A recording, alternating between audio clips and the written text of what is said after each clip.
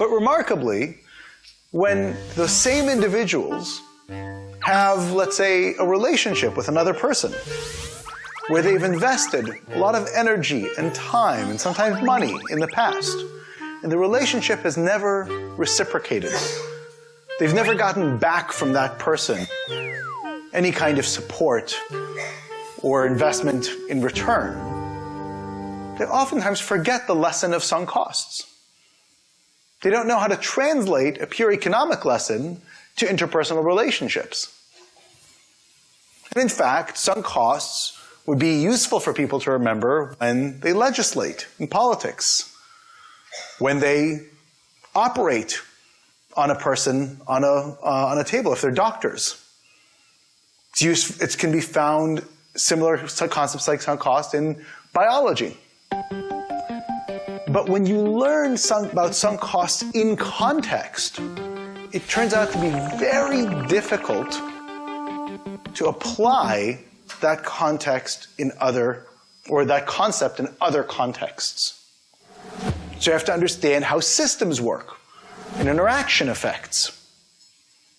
And then, because we all live in the world, with society, with other people, you have to then figure out how do you implement and communicate well with other people in order to make these ideas, these solutions, into reality. How do you communicate well or interact well with other people? And so what you do is create a curriculum that purposefully introduces and then repeats and applies these types of concepts in multiple contexts over and over and over again until the mind internalizes these ideas, develops the habits, and deeply understands the generative concepts, the concepts from which other ideas can grow, such that people can originally apply them. So that's solution number one. Sounds easy. Not easy. And so we designed an entire system that is built to ensure that every student is participating at all times, and that student progress is tracked, and that progress is then fed back to professors in an easy, digestible way so that they can manage their class better, ask the right students the right time, right, for the right type of question. How do we do that? First, it starts with the curriculum itself. We designed a curriculum centrally that has different component parts. A set of courses taught by different professors to introduce each of these habits and concepts, and then begin the process of transferring. Right? That takes approximately a year, 2 semesters, 8 months, for 4 different professors to enable a student to actually go through that process. Then, a set of additional courses that are more subject matter oriented that exercise these habits and concepts in a more particular set of disciplines, be they the natural sciences, the social sciences, business, arts and humanities, computational sciences broadly. Then, a set of courses that look at the intersection of fields and again apply these habits and concepts in ways and areas where discovery is being created, at the edge of knowledge. Then, we offer students a year where they themselves effectively design their education, which is then facilitated by our professors and is almost fully personalized. That process enables students to go from the very beginning of their journey in trying to master these habits and concepts, and then have the spaced repetitive practice that is necessary for those ideas to cement in their minds. Pedagogically, we ensure that there is a camera that is pointed at every student's face at all times. We have an institution which is residential. Students all come from all over the world and they live together. All of their classes are done online because we want to make sure that students have the data around what they say and the evaluation of what they say that feeds in to a larger database, an algorithm, in fact, that enables the professor to know who to call on and when. That algorithm then takes into account how much is each student struggling with each piece of information, habit, or concept that we try to teach, how many contexts they've actually applied those habits and concepts in, all the way down to how much they've actually been talking. Another thing that isn't particularly useful when it comes to this form of education is not giving students the ability to apply what they've learned. One of the most useful ways of teaching useful knowledge, practical knowledge, is to actually allow students to apply it in real-world situations. And so a big part of our institutional design is to ensure that students live in the real world. Our students live in San Francisco, where we're based, for their first year. This is Nancy. Waking up in San Francisco feels so great. It's gonna be a long day ahead. This is Zoe. It is 7 a.m. Day in the life. Oh my god, it's 7 a.m.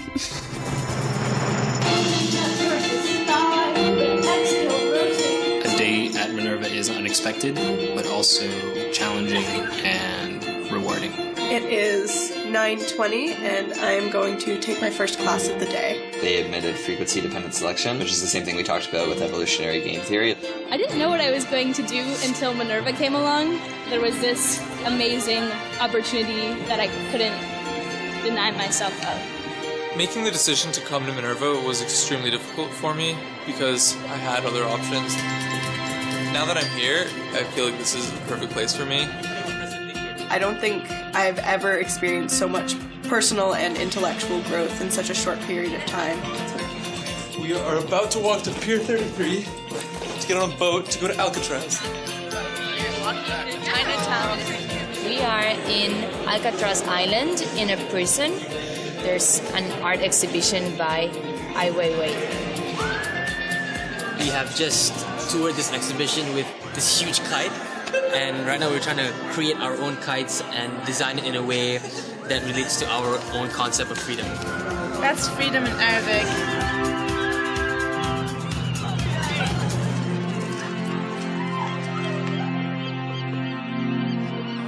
When we look at the city as our campus or the world as our campus, as students we ask ourselves, how do we make this community a better place? Live Memorial Church offers the opportunity for citizens to volunteer serving food to the homeless. I'm just always amazed at how this place can mean so much to so many people. We're about to visit the Mayor's Office of Civic Innovation. For the past 3 years, I've been the mayor's point person on homeless policy. Minerva's a lot about applying what you're learning. You have this curriculum which is teaching you all how to think critically, how to communicate, how to interact with people. Co-curriculars get students out into the city and you're actually understanding the practical applications of what you're learning. 1001 is the first Minerva tradition. Every Sunday we get together and we make food, and someone is the host every week and they will make food from their country. Normally it's a traditional dish. This is Nigeria completely. It's very spicy. I cannot make suya without spice.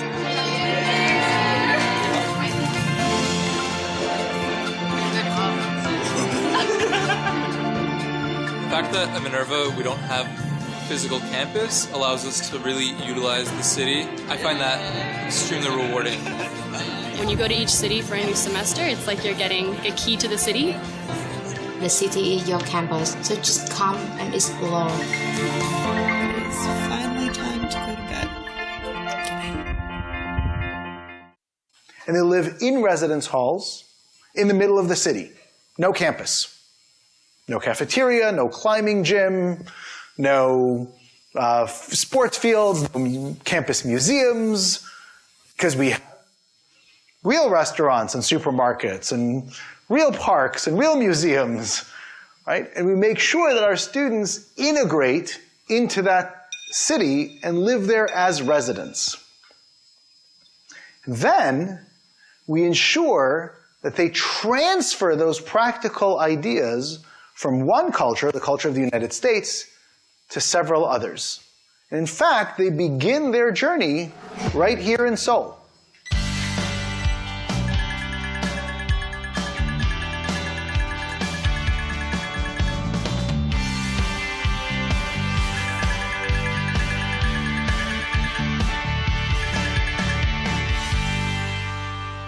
They spend 4 months in Seoul, followed by another 4 months in Hyderabad in India, then 4 months in Berlin, 4 months in Buenos Aires, 4 months in London, and 4 months in Taipei, before coming back to San Francisco for a month where they graduate and manifest everything that they've learned in their capstone project, which they present during that month.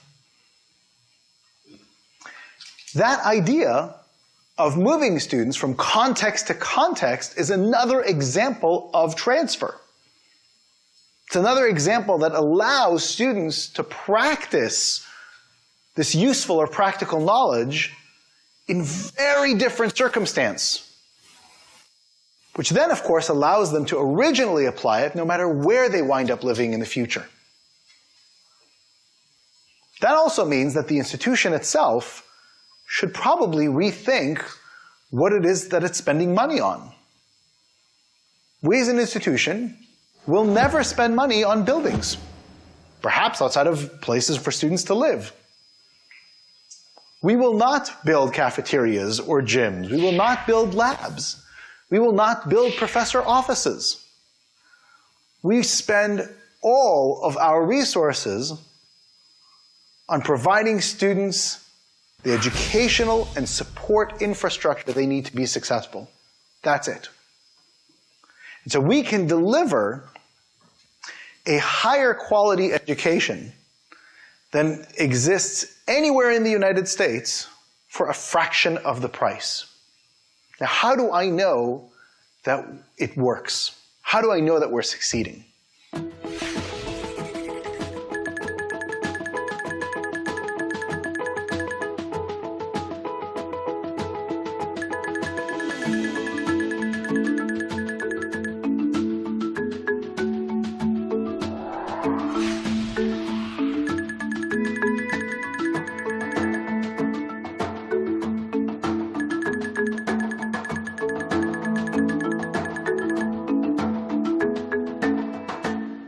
Luckily, there is an organization in the United States called the Collegiate Learning Assessment. They put together a test. And this test, the CLA+, which is quite well known in education circles, tests a few things that we, again, all know universities should be teaching. It tests how well does somebody think critically, how well do they problem solve, scientific reasoning, and effective communication, primarily written and reading communications. And what the way CLA is administered is you administer initially when students come in as first-year students, and then you administer at the end of their 4 years.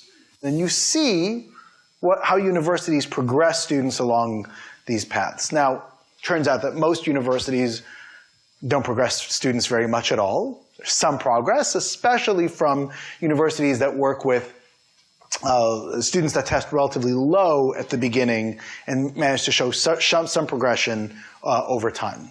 Now, we select students that come from the very top.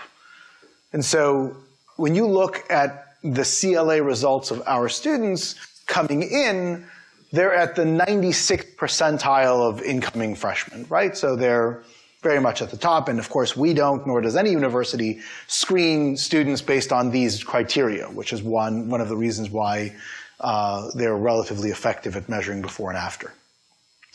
Now, we have not yet had students that have graduated. We haven't had students that have spent 4 years with us. And so we decided to see what would happen if we would give them the same test, or the graduating test, not at the end of 4 years, but at the end of 1 year. So 8 months after coming to Minerva. Now, you would imagine somebody that comes into the 96th percentile doesn't have much room to grow, right?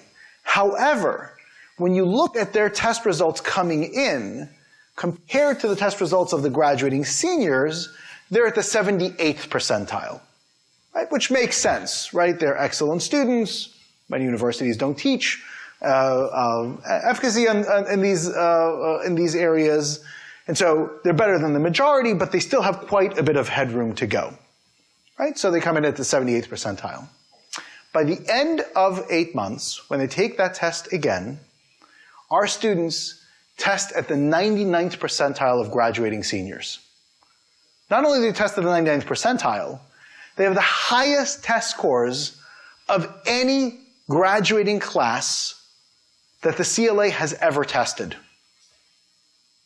And so what we've been able to do with this curriculum and this pedagogy in 8 months is to demonstrate a better ability to teach critical thinking, creative problem solving, scientific analysis, and effective communications than any university in the United States has ever been able to demonstrate in 4 years of education.